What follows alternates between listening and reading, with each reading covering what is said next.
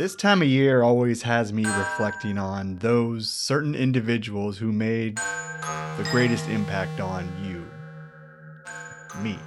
For myself, there's perhaps no wiser person I've known than a specific elderly individual I once knew.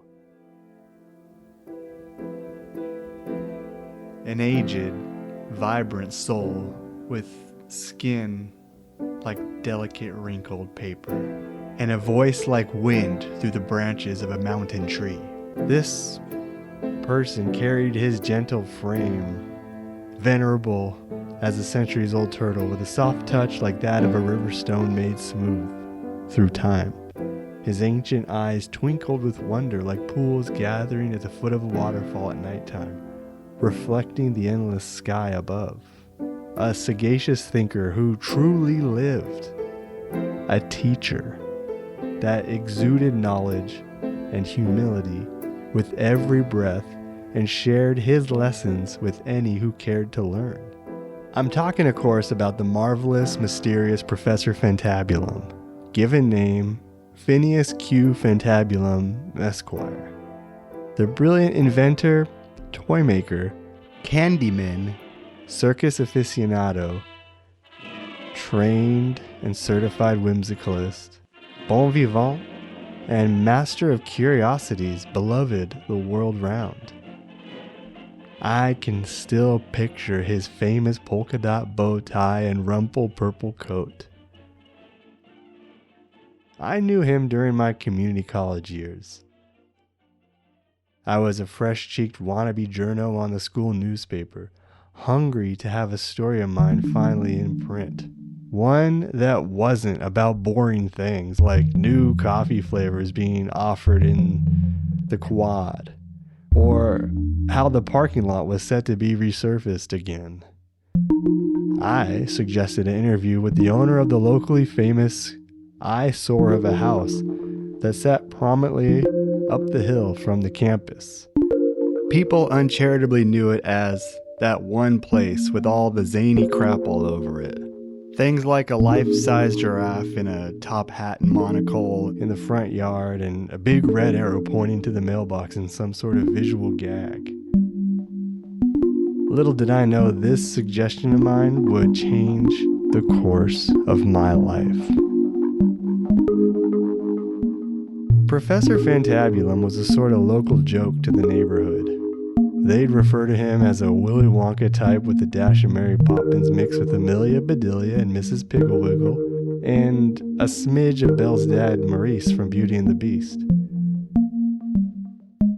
Had they seen what I was lucky to see inside his home, they would have felt so stupid. To the untrained eye, Professor Fantabulum's house felt like one big mechanical toy. Boots that kicked bowling balls down tracks that then tipped over one comically large domino piece that in turn tilted a kitschy watering can. Another device involving a goldfish bowl on top of a record player that for some reason slowly rotated, winding up a reel of twine that when fully bound initiated a contraption whose sole purpose was to put a hat and scarf on top of Professor Fantabulum's head during breakfast. Like I said, he was a brilliant genius. What started as an assignment to put a face to what many saw as a local kook became a sort of apprenticeship. Fantabulum took me under his wing. Many a days were spent with him telling me of far-off adventures in Egypt or expeditions further down beneath the Earth's surface than anyone had ever ventured. Stories that made Jules Verne and H.G. Wells look like a couple of duds at open mic night. I became a kind of acolyte and grew to understand and even love the professor's worldview, which he had boiled down into 3 rules that he lived by. 1 must always make time for laughter. 1 must never grow old. And 1 must be curious beyond reason, for reason, my dear boy, is the very tip-top end of the question mark, and so the story. I can hear him now declaring such aphorisms while miniature airplanes mysteriously zipped around his home. One time he had an entire opera company staying with him, and when their busty star was singing in the shower, Professor Fantabulum stopped what he was doing to harmonize, along with his loyal beagle Amadeus. And then the rest of the dogs in the neighborhood joined in. He was always bringing about misadventures like that, and also through his wild inventions. To this day, I still don't know how he invented a soap you could eat, but he sure did it. I always knew when he was out of town because his signature hot air balloon, Rosie, would be gone. He had a platform built onto the roof of his jalopy of a house. And during those times when he was away, the professor would have me house sit to keep Amadeus company and water his plants, which included several oversized Venus flytraps wearing sunglasses, who could be quite sassy at times, and a flower whose petals somehow changed color with its mood. When the professor returned, he'd always have bound up packages from places like India and Peru that I had to help carry in, and always delivered souvenirs for me to take home into my humdrum drab student's life. My favorite thing he ever brought me was a chocolate harmonica from the King of Belgium's personal collection. Yum! Time passed as time often does, and my visits to the professor became more and more stretched out. By then, I'd transferred to state college, and I tried to visit him when I was home for the holidays, and sometimes he'd be there and sometimes not. The times he was home, I'd increasingly walk in to find him, I think, swearing to himself. One specific time I noticed his personal office had stacks and stacks of documents spilling all over the place, and empty pizza boxes scattered throughout that he claimed belonged to a band of mimes who just left, which seemed doubtful given all the pizza stains on his pinstriped candy-colored silk shirt. And the fact that he'd always told me he was superstitious about mimes and didn't trust them. Adding to the situation was the fact that the Rube Goldberg device in charge of giving Amadeus a bubble bath was out of order, leaving the poor dog all alone howling in the bone-dry bathtub with a shower cap stuffed over its eyes. It was clear Professor Fantabulum was having trouble keeping up with his own normally amazing lifestyle. Then along came internet, which befuddled him completely.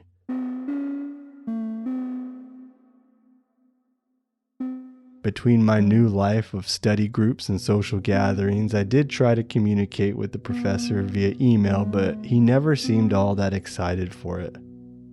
Looking back, I think computers confused and maybe even saddened him. I began to feel out of touch with the professor. So, after I didn't hear back after I'd invited him to my graduation, I decided to pay him a visit. His home was still there, though approaching it felt less festive, less celebratory and whimsical. The big red arrow pointing to the mailbox was dilapidated and graffitied, and the life-size giraffe vandalized completely with its eyes missing. I recall knocking on the door and finding it yet again unlocked. Upon entering, I noticed the place had fallen into a state of complete disrepair. All the Rube Goldberg devices were non-functional, now covered in dust and cobwebs. I was first greeted by Amadeus, who, though old, bounded up to me with an enthusiasm for an outside party to finally come and assess the familiarly dour and overly ignored situation. Professor Fantabulum's marvelous collection of wonderful and amazing contraptions were non-operational. It felt like I'd walked into the sad, somber house of Mrs. Havisham, only instead of dreary table settings and the like, there was tons and tons of dead, wacky trinkets. Worst of all, I noticed all around a bunch of those electronic devices that look like little hockey puck speakers you put in your home, on the mantle or dresser or whatever, from that huge global e-commerce company owned by that bald guy with the weird laugh. Those devices you shout commands to, like turn on the patio lights or order me some more laundry pods. And they all have human names that sound pretty approachable, but also seem like they have their SHIT together. Mindy, Tessa. The professor had become obsessed and mesmerized by these electronic devices, neglecting all his analog, wonderful contraptions in their stead. He thought they were simply amazing, ingenious devices. He didn't seem to understand that you only needed one, or he had become a hoarder of sorts of these kinds of convenient tech devices. He also carried multiple Roku controllers in his robe pocket that clattered around as he gave me a warm hug. And no longer wore his fancy dress of yore, except he did have his unkempt polka dot tie loosely hanging around his neck still. The robe looked generic and dowdy, a bland tan color. He was unshaven and smelled of soup and liquor, in that order. I noticed the mechanical part of the boot that used to kick the bowling ball was rusted, and the bowling ball itself was all the way across the room next to a tipped over and sadly dead giant Venus flytrap still wearing its sunglasses. I asked the professor if he traveled anywhere exciting lately, and he said no, only Paris. I said that seemed pretty exciting, and he said he meant the Hotel Paris in Las Vegas, Nevada, for an inventors convention. He went on to tell me that the entire trip was a disaster. The airline he'd taken there had lost most of his baggage, and the few remaining doodads he did possess were stolen away from him via 3-card Monty Street hustlers. I told him he should be more careful, and he said careful had nothing to do with it because it was his theory that the hustlers were actually hired goons working for world-famous prop comedian Carrot Top, and he believed the performer sent them to steal and ultimately adapt Fantabulum's inventions into stage jokes, but I doubt that was the case and told him as much. Admittedly, the theory did intrigue me, and I haven't looked at Carrot Top the same ever since. Fantabulum said after he'd been mugged in Vegas, he did still make it to the convention during the closing hours of the event, where most had packed up and the few presenters that were still there were peddling futuristic high-tech gadgets with Wi-Fi and Bluetooth capabilities. These were sleek, screen-based items controlled by phones, tablets, and computers, instead of the things that Fantabulum was accustomed to inventing. For his part, he just couldn't understand why things like his famous surfboard with giant bouncy springs on the bottom, aptly titled the Surf Boing, had fallen out of fashion. He was also saddened to hear of the passing of one of his most beloved contemporaries, Dr. Squigglesworth, who had a grand piano fall on him from a very great height with such force that when they found him, his mouth had piano keys inside it. It sounded like a horrid sight. Penniless on the strip, the professor was both confounded and flabbergasted by the intensity of lights around him, and surprised to learn that even his mob contacts in the town had gone away. Frankly, it's a wonder the professor made it home alive, and he only did so thanks to a French buffet chef who he recognized that was clocking out of his shift at the time.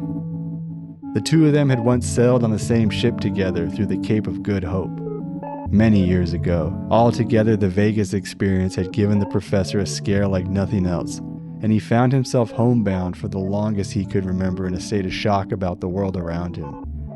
He wondered where the whimsy had went, and stayed up all night working out math equations on a chalkboard, attempting to predict and confirm the next great age of marvels, and how to set up shop at its epicenter, wherever and whenever that may be.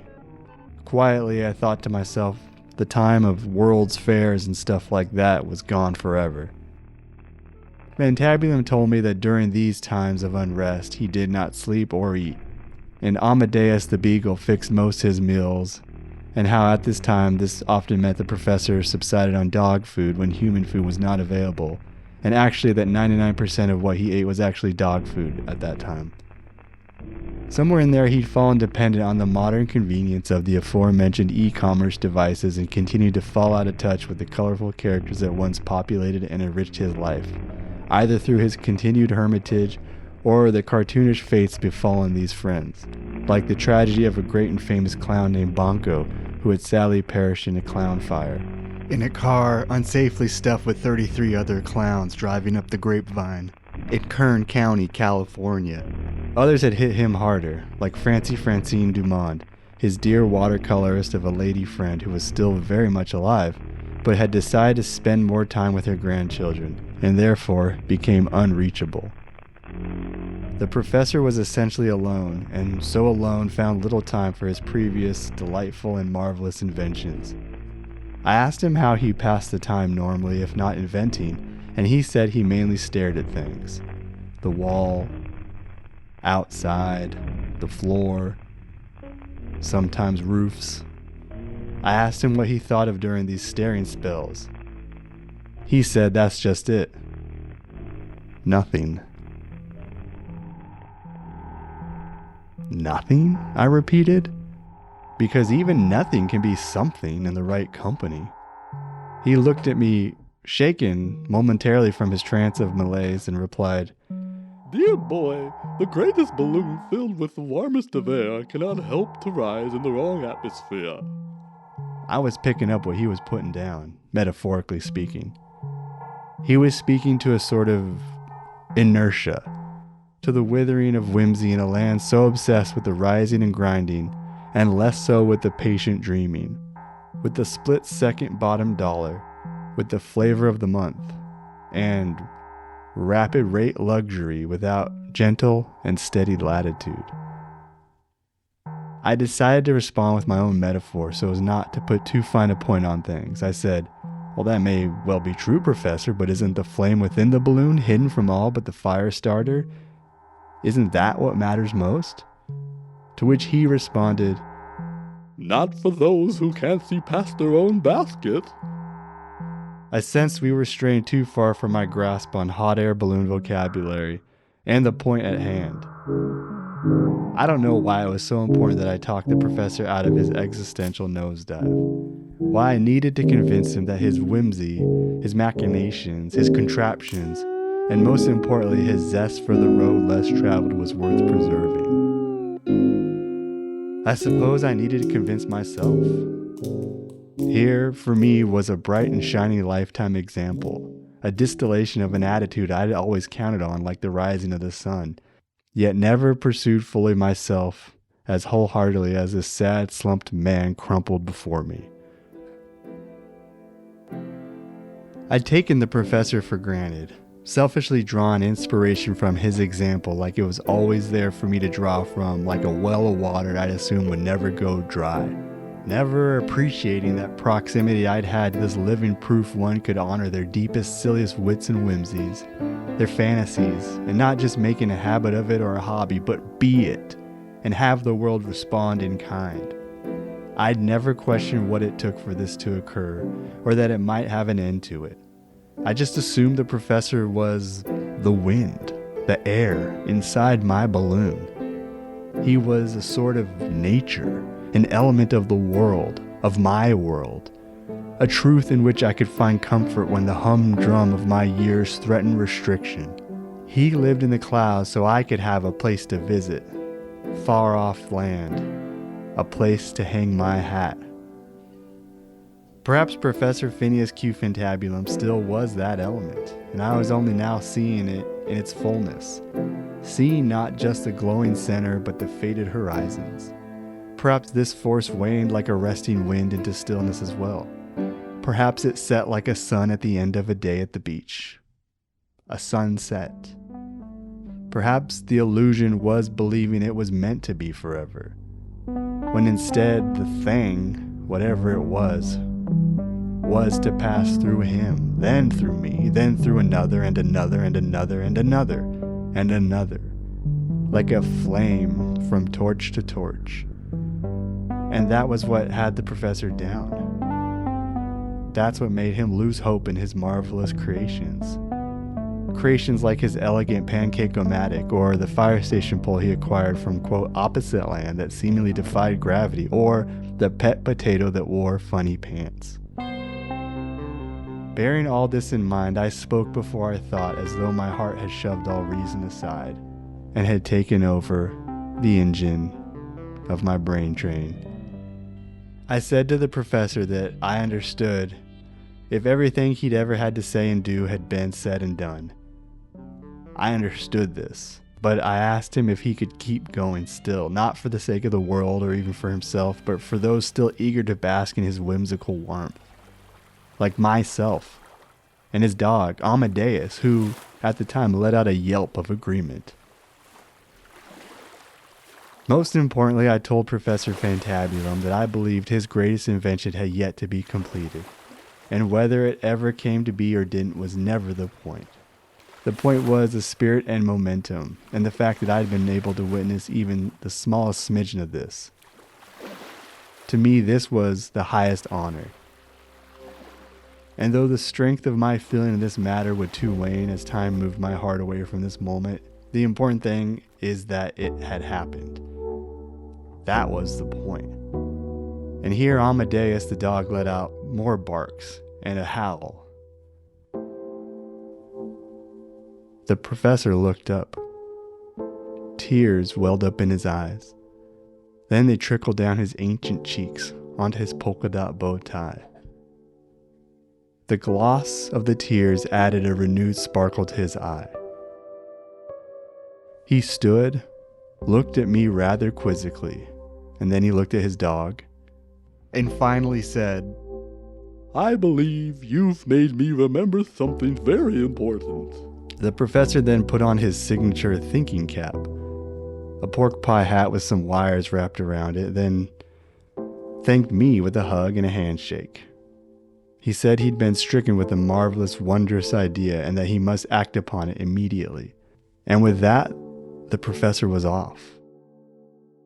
I watched as he tied on his cape of wonder, pulled a full candy bar from a jar and flipped it to Amadeus, tapped his cane once, twice, thrice, and before you could say wonder most wondrous, he was in his hot air balloon, rising up, up, up, sailing through the great blue sky like an element unleashed. I felt a deep swelling in my bosom and a conviction that all was once again right in the world of dreamers. About 20 minutes later or so, driving home, I saw his hot air balloon parked outside a dilapidated porno theater in the seedy part of town. I slowed down and noticed the professor haggling with the owner. I got out to see what the business was about, and as I approached, heard the matter at hand. The professor had offered to purchase the theater with pure gold ingots he'd been gifted from a sultan. Naturally, the owner was dubious, as the professor went on to explain how he'd known the original proprietor of this very building and had always nurtured a dream of turning it into a playhouse for dogs. Off the porno theater owner's confused and angry face, I tried to be helpful and asked, "Well, what do you mean playhouse for dogs? Like a doggy daycare?" And the professor said no, like a live theater, a venue of dramatic arts, but with dogs as the audience. I blinked a little, stunned at the outrageous idea even by the professor's standards. I wanted to ask more questions, obviously, like would the actors be dogs too, or would it be mixed with some humans and some dogs on stage, and would humans be allowed in the audience? At this point, the porno theater owner thought this was all a setup. I intervened to explain that though it seemed fantastical, the professor was indeed making an offer in earnest, and I could vouch for his follow-through regarding this matter.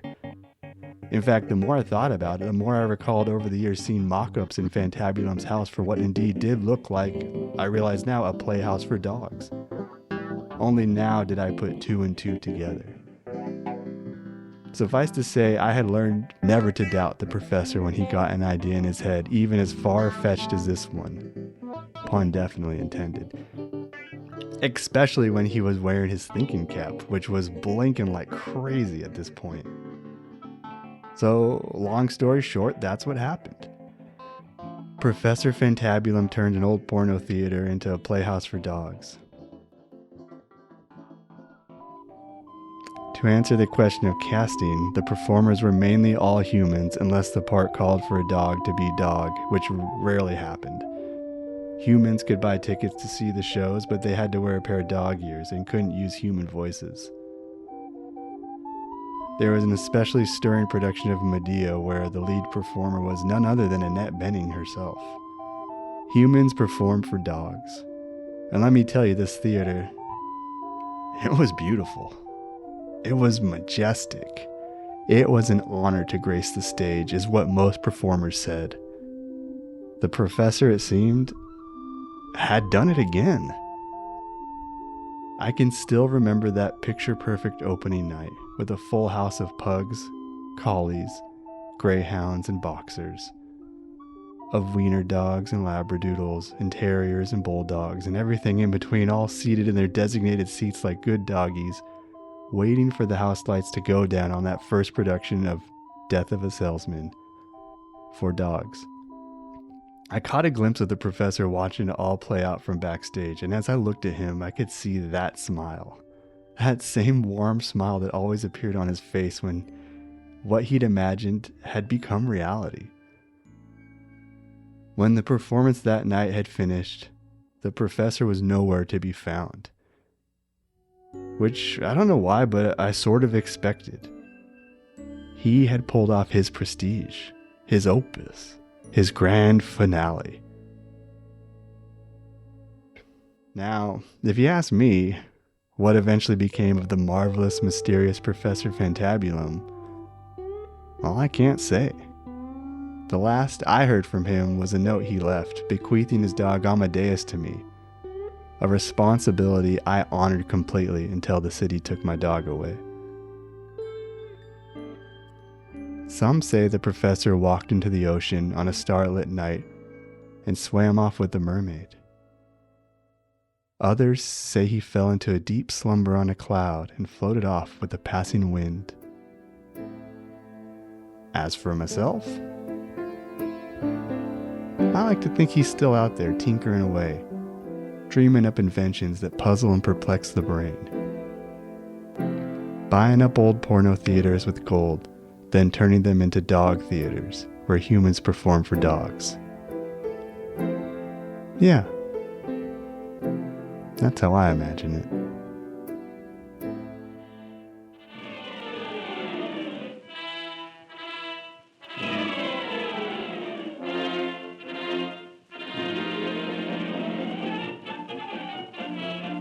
This episode of The P-Files was written and performed by Ryan Sandoval, with music by Erik Jorgensen.